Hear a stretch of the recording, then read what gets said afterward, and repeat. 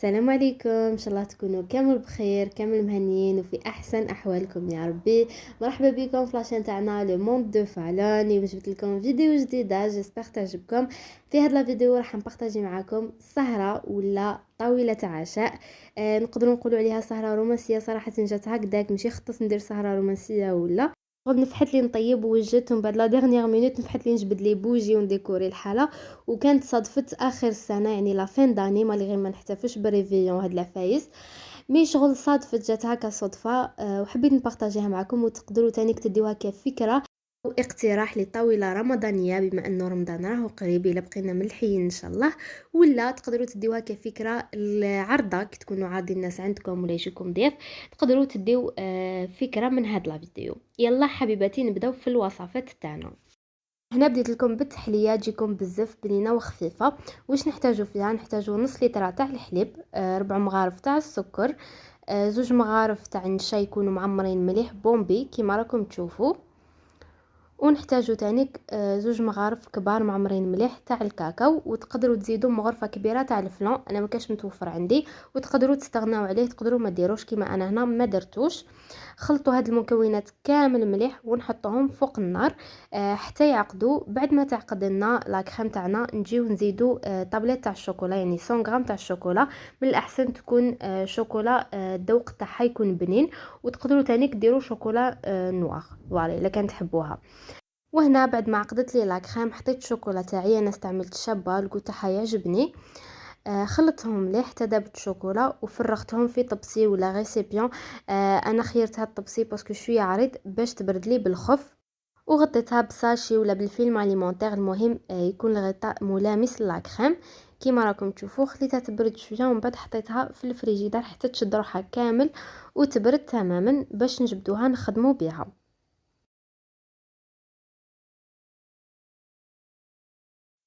وهنا لا كريم تاعي بعد ما بردت وشدت روحها فرغتها في غيسيبيون. ومن بعد زدت لها 3 مغارف كبار تاع لا كريم شونتيي. نحسب لي عندي الباتور وانا ما عنديش باتور في الدار. عاود فرغتهم في البيتخان وطلعتهم بالبيتخان، وهاوليك القوام تاع لا كريم تاعنا. انا الكاكاو اللي استعملت ما عجبنيش، شغل مام بقاو نقاط في لا كريم، مام الكو تاعو ما عجبنيش بزاف. استعملوا كاكاو يكون نوعيه جيده ويكون بنين. ومن بعد هنا جبت البسكوي ماكا، ودوك نحط لكم فوتو هنايا كيفاش يجي مخدوم الا كان ما تعرفوش مي معروف. رحيت لو بسكوي تاعي ودرت طبقه من لو بسكوي، طبقه من لا كريم وطبقه تاع بانان حتى نكمل كامل لي فيغين تاعي. وهاد التحليه توالم بزاف السهرات الرمضانيه باسكو خفيفه ما تقهمش وبزاف بنينه. ممكن تكون عندكم عرضه ولا يجيكم كاش ضيف تقدروا ديروها له. تحمر لكم وجهكم واقتصاديه يعني ما فيهاش بزاف توزانيتو.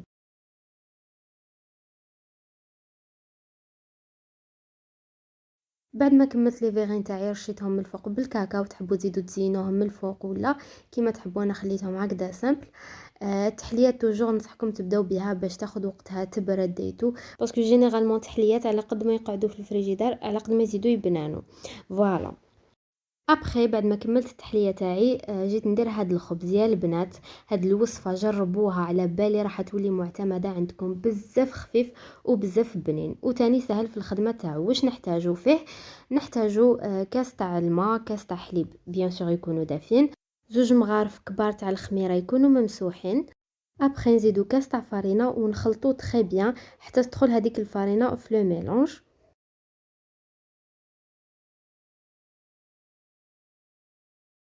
ابخي نزيدو الكاس تاني تاع الفارينه ونخلطو تري بيان حتى يولينا لو ميلونج تاعنا ليس، يعني ما يبقاوش هذوك الحبيبات تاع الفارينه. نخلطو مليح كيما راكم تشوفوا هنايا لو ميلونج تاعنا كيفاش راهو ليس. ابخي نزيدو 4 كاس تاع الزيت كيما راكم تشوفوا. انا هذا هو الكاس دايما اللي نكيل به. وزدت هنا مغرفه كبيره تاع الملح. الملح على حساب الذوق تاعكم، الا تحبوا الملح حطوا كيما انا مغرفه كبيره، الا ما تحبوش بزاف الملح تقدروا تنقصوا، يعني الملح ينكم ميزانكم. ونخلطوا بيان حتى يتخلط لنا هذاك الزيت بيان في لو ميلونج. هنا تاني نزيدو خلطوا مليح. ابخي نزيدو الكاس تاع الفارينه ونخلطوا.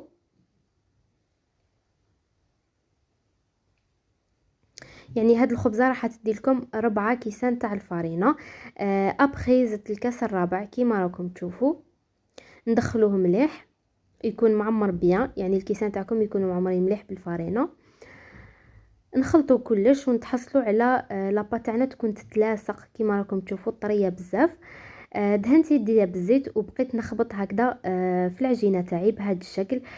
خبطوها واحد ربع دقائق هكذاك، وندخلوا لها الهواء، ومن بعد نخليو لاباط تاعنا تريح حتى يتضاعف الحجم تاعها، خليوه يريح مليح باش يجيكم خفيف.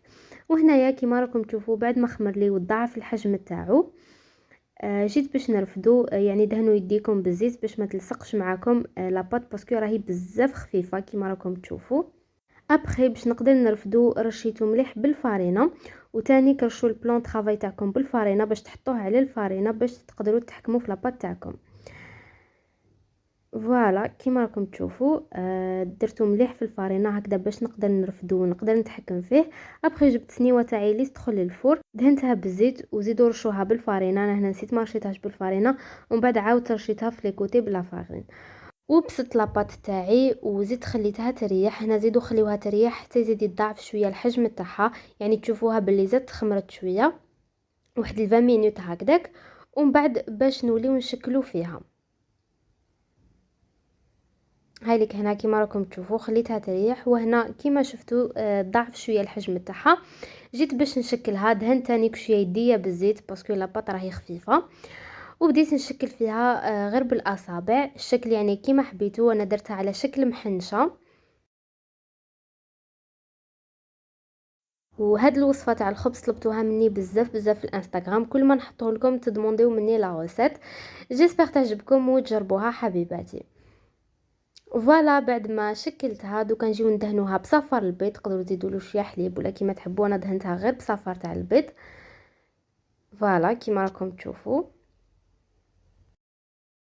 ابخي حطيت له شويه زرارع من الفوق، شويه سينو، شويه جلجلان. والفور تاعنا يكون مسخن ويكون شويه قوي، يعني هاد الخبز يطيب على نار تكون قويه. تشوفوه بدا يطيب من تحت، شعلوا له الفونتيلاتور هكا باش يزيد يحمر لكم من الفوق.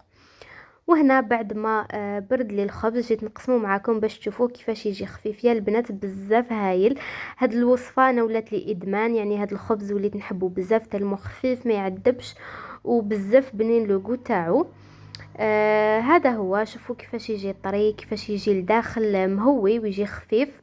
سورتو دوكا راهو جاي رمضان، نحبوا نوعوا في المخبوزات يتو، وحبيت نمد لكم الوصفه يعني قبل الوقت باش تجربوها من قبل. انا وحده من الناس ما نحبش نجرب الوصفات في رمضان، غير هاد الوصفه مديتها لكم بمقادير مضبوطه وتنجح لكم من اول تجربه باذن الله. دوكا حبيباتي نروحوا للبلا تاع لي زوبرجين. نبداو بلا صوص طوماط. ربيت واحد 3 حبات تاع طوماطيش، زدت عليهم 3 سنينات تاع الثوم وشويه تاع المعدنوس. التوابل ديروا لو اللي حبيتو. حطيت شويه تاع الفلفل الكحل، شويه تاع الكمون، شويه تاع البابريكا. المهم خلطت شويه توابل. حطيت زيت زيتون وحطيت لا طوماط كونسونطري. هذا ما كان، ونحطهم فوق النار. تقدروا تزيدوا تاني كوريقه تاع الرند. ومن بعد هنايا جبت البولي تاعي، جبت كميه من الدجاج، تقدروا ديروه تانيك بلا فيونداشي. حيته في الاشواغ وزدت عليه شويه تاع البصل، شويه تاع الثوم، شويه تاع المعدنوس والتوابل، يعني نفس التوابل اللي حطيناهم في لاصوص طوماط. نخلطوا كلش مليح مليح. زدت تانيك شويه تاع البيض، ومن بعد نلموه بلا شابلور.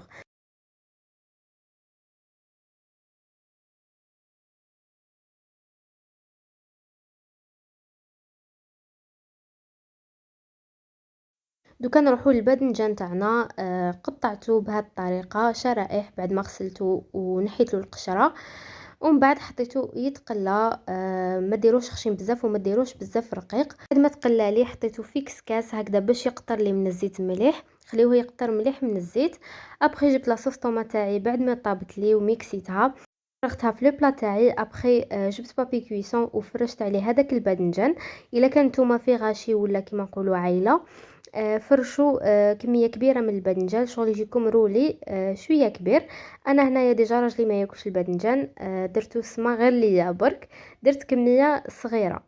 فوالا روليته بهذه الطريقه. وهنا حبيباتي الا درتو رولي كبير، كي تفرشوا الباذنجان دهنوه بياض البيض، حطوه في الفور، شعلوا عليه الفونتيلاتور، خليوه ينشف شويه هذاك البياض، وعاودوا خرجوه باش كي تروليوه ما يتفتحش معاكم، يعني بين الحبه وختها ما يتفتحش معاكم، وتقدروا يعني ترفدوه فاسيلمون. هنا انا كي كميه صغيره برك، يعني ما حبيتش ندهنوه بالبياض البيض. ومن بعد كميه الدجاج اللي بقى لي درتهم هكا دي بولات، كيما قلت لكم المسيو ما يحبش الباذنجان، دونك درت له هذوك لي بولات وحدهم. بعدا بخي قليت له البطاطا وعاود حطيتها له مع لاصوص هذيك وهذوك لي بولات. فوالا هذا ما كان.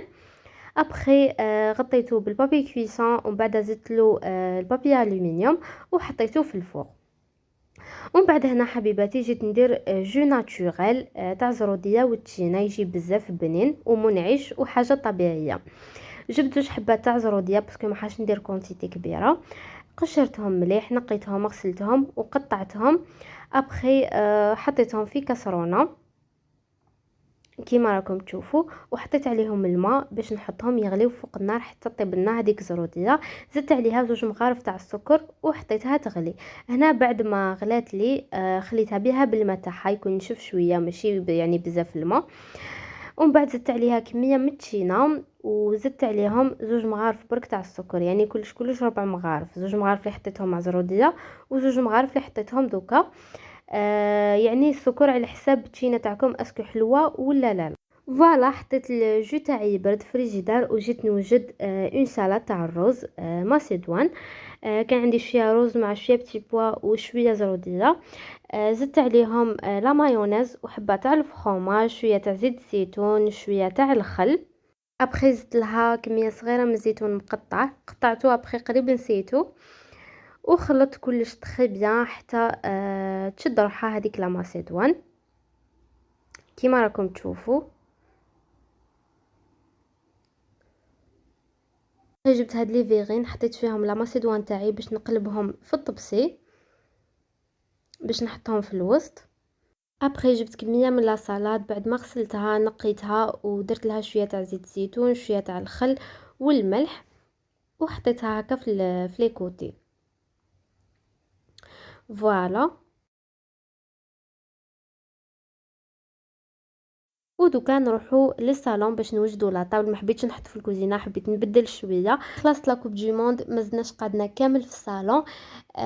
اي بان قلت اليوم نقعدوا شويه في الصالون مع لا تلفزيون، وهنا بانت لي ندير لا ديكوراسيون اي تو.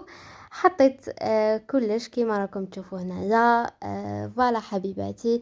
حطيت الديسير تاعي، وهنا درت هاد الطبسي فيه شويه تاع التشينا، شويه مندرين وشويه تاع الجوز هكذا من الفوق. والمسيو كان جاب لنا شويه تاع الشوكولا، وتاني درت شويه تاع الشوربه. وهاوليك لو بلا تاع لي زوبرجين تاعنا. نسيت ما قلت لكمش بلي كي قرب يطيب حطوا له شويه تاع الفخوماج غابي باش يذوب من الفوق كيما راكم تشوفوا. وهاي ليك الطاوله تاعنا المتواضعه بكل تواضع. ان شاء الله تكون عجبتكم، ان شاء الله الوصفات يكونوا عجبوكم واستفدتوا منهم. هاوليك العصير تاعنا تانيك الطبيعي اللي خدمناه كيف كيف. هذه هي الطاوله تاعنا، ان شاء الله تكون عجبتكم. الى عجبتكم حبيباتي شجعوني بلي لايك، لي كومونتير شابين، وخلوا لي رايكم في التعليقات. انا نقول لكم نحبكم بزاف، تهلاو في رواحكم، اي على بروشين فيديو ان شاء الله. باي.